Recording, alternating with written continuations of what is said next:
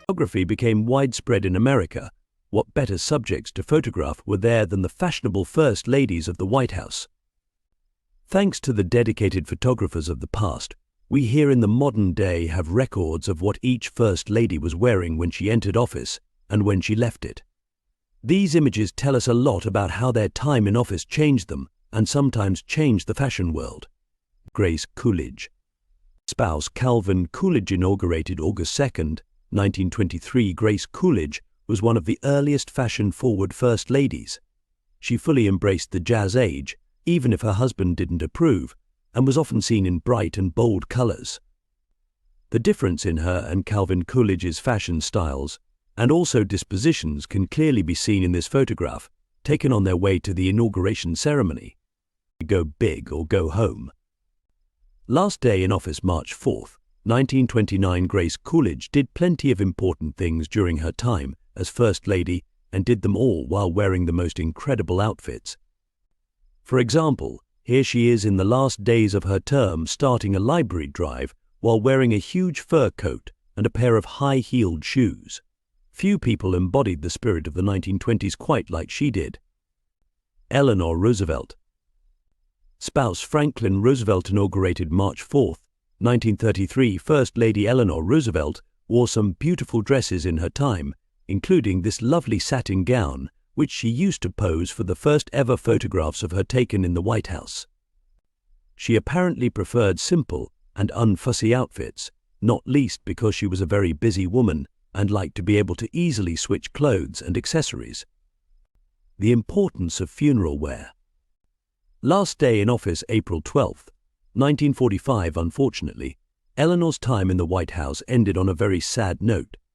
Her husband Franklin Roosevelt died of a sudden brain hemorrhage in April 1945, and she was front and center as the American people very publicly mourned him.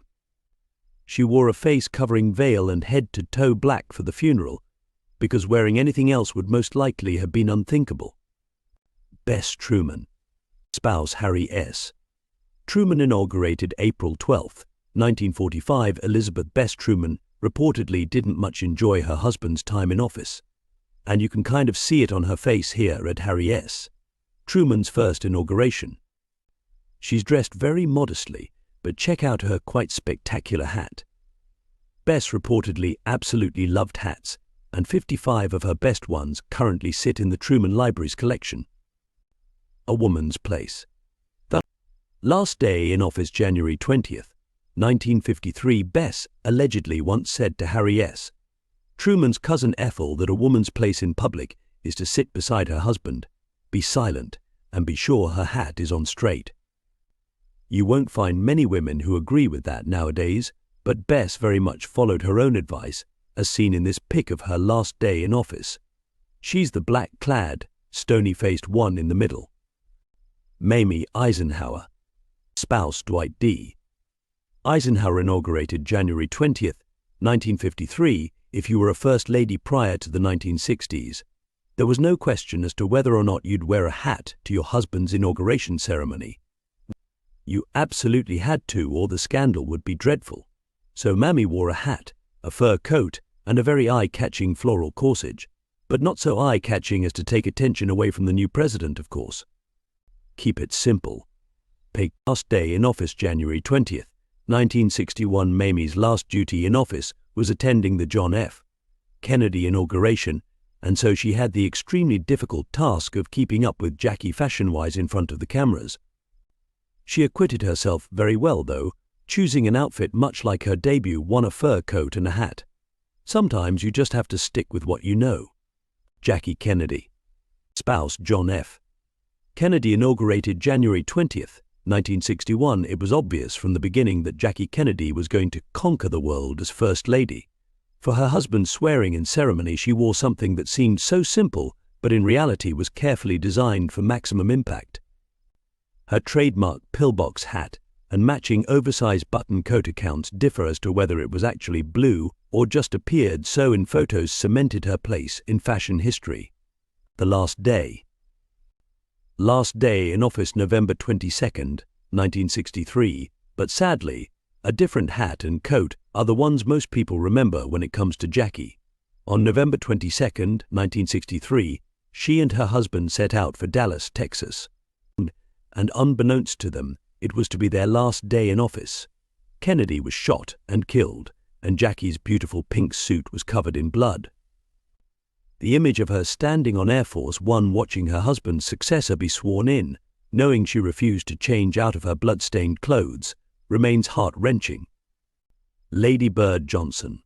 Spouse Lyndon Johnson inaugurated November 22, 1963. Lady Bird Johnson didn't get a chance to pick an iconic outfit for her husband's swearing-in ceremony. After Kennedy was killed, things plunged into utter chaos. She stood by Lyndon Johnson's side, wearing a dress and elegant pearls, as he took the oath of office aboard Air Force One. But when Johnson was officially inaugurated in 1965, she wore a bright red dress and hat, an ensemble not unlike the ones Jackie had made famous. Practical fashion. Last day in office January 20th, 1969. Lady Bird stuck with the simple coat hat ensemble for her last day as First Lady too. When Nixon was sworn in come 1969, she wore a fur hat and a warm coat with a high collar. It was January, after all, so the weather was bound to be cold. The female members of the Nixon family wore similar outfits, which made for some great photographs. Pat Nixon. Spouse Richard Nixon inaugurated January 20th, 1969. Pat Nixon spent all her time as second lady learning the craft of fashion, so when her time came she was ready. At her husband's inauguration in 1969, she made sure to wear something by an American designer. It was an attractive double-breasted coat by J. Sarnoff Custom Couture. As a thank you, she sent the designers a signed photo and the note with happy memories of the 1969 inaugural ceremony and the pleasure of the Sarnoff design. Resignation. Last day in office August 9th, 1974, of course. Richard Nixon's time in office didn't end anywhere near as happily as it begun. On August 8th, 1974, he resigned, and Pat had to stand next to him as he made the announcement. There wasn't much of a rule book on how to dress for that, so she chose a simple checkered dress with a white belt. Betty Ford. Spouse Gerald Ford inaugurated August 9th, 1974. Betty Ford may not be the first person you think of when it comes to First Lady fashion. She's better known for other very worthwhile things, after all. But don't overlook her sense of style. For her debut as First Lady after Nixon's resignation, she wore a simple yet very sophisticated powder blue dress with white piping, and she looked great in it. Bohemian looks. Last day in office January 20th, 1977. Ford continued to evolve her fashion sense as her term went on, wearing a patterned turtleneck dress when she bowed out in 1977.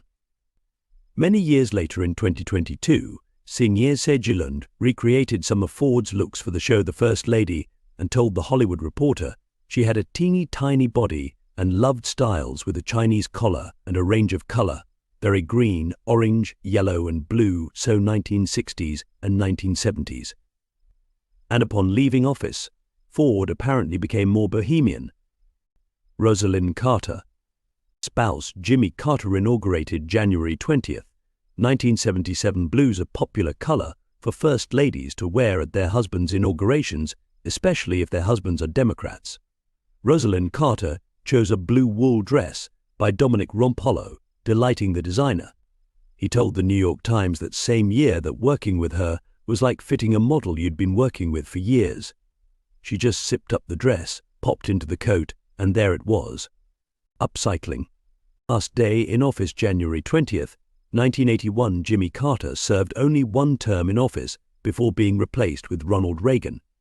For her last outfit as First Lady, Rosalind Carter wore something no-nonsense, as many of her outfits were a collared skirt suit with an overcoat. And since she was a big fan of reusing clothes, to the point that some people sneered at her for it, she almost certainly ended up wearing all those pieces again. Nancy Reagan. Spouse Ronald Reagan inaugurated January 20th, 1981. Have you ever wondered how the color red came to be associated with the modern-day Republican Party? It's actually because of First Lady Nancy Reagan. She wore so many red outfits, including her first inauguration one, which was created by Adolfo Sardinia, that the color became known as Reagan Red, and she stuck with it all throughout her husband's 2 terms as president. Picker-upper. Picker-upper. Last day in office January 20th, 1989, so Nancy Reagan clearly loved red, and she wore it during her last day as First Lady as well.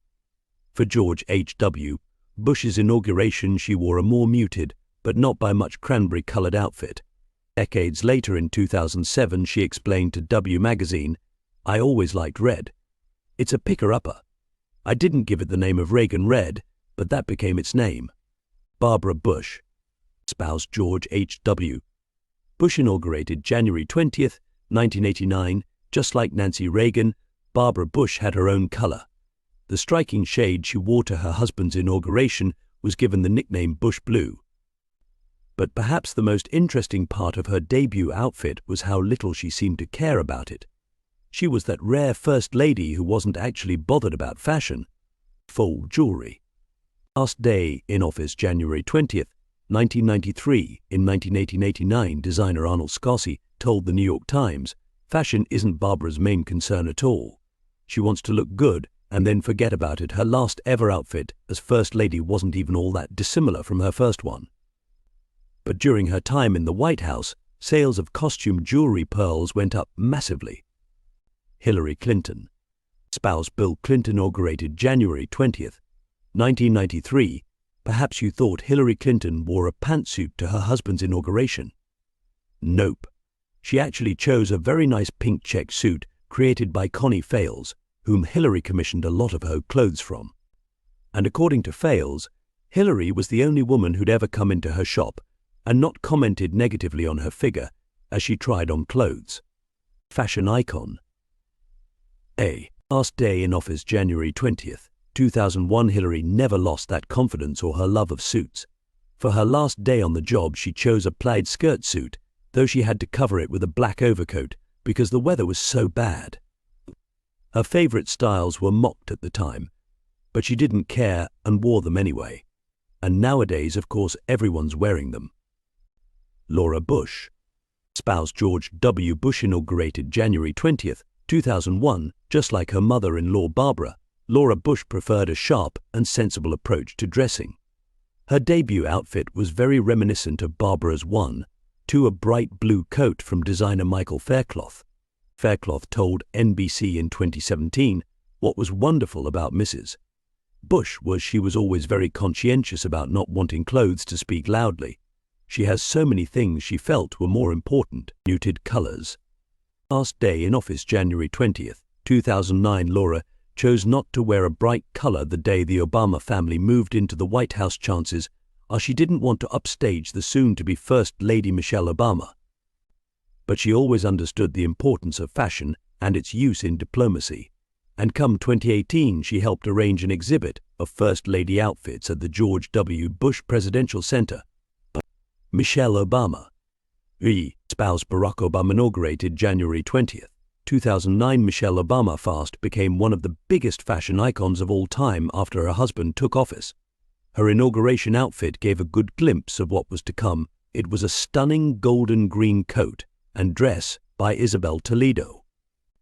The Guardian newspaper wrote at the time, in her richly textured lace, and abiding by a now old-fashioned convention of a matching dress and coat, Obama appeared to be channeling the stately look favored by Barbara and Laura Bush on state occasions, promoting new designers. Last day in office January 20th, 2017. Michelle's last look as First Lady was described to Vanity Fair magazine as a Jason Wu red-black melange tweed jacquard dress with matching double-breasted coat. In fact, Jason Wu was a big favorite of Michelle Obama, and she helped put him on the fashion world map. She's even wearing a Wu creation in her official White House portrait.